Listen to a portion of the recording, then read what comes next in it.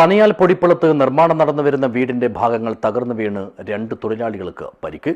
സ്ലാബിനും കല്ലുകൾക്കുമിടയിൽ കുടുങ്ങിയ ഇരുവരെയും നാട്ടുകാരാണ് ഏറെ പ്രയാസപ്പെട്ട് പുറത്തെടുത്ത് ആശുപത്രിയിൽ എത്തിച്ചത്.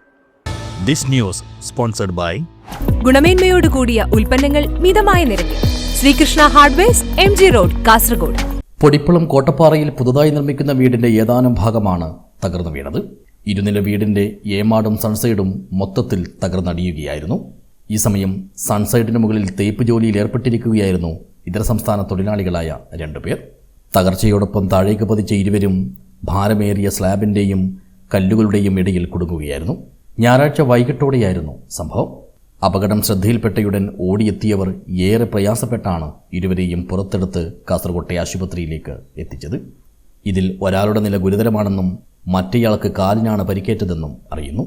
വിവരമറിഞ്ഞയുടൻ കാഞ്ഞങ്ങാട് നിന്ന് അഗ്നിശമന സേനയും രക്ഷാപ്രവർത്തനത്തിനായി സ്ഥലത്തെത്തിയിരുന്നു. നിർമ്മാണത്തിലെ അപാകതയാണ് തകർച്ചയ്ക്ക് കാരണമായതെന്നാണ് സ്ഥിതിഗതികൾ വിലയിരുത്തിയവരെല്ലാം പറയുന്നത്. തൃക്കണ്ണാട് മലാങ്കുന്ന് സ്വദേശിക്ക് വേണ്ടി പണിയുന്ന വീടാണിത്. News bureau, Uduma.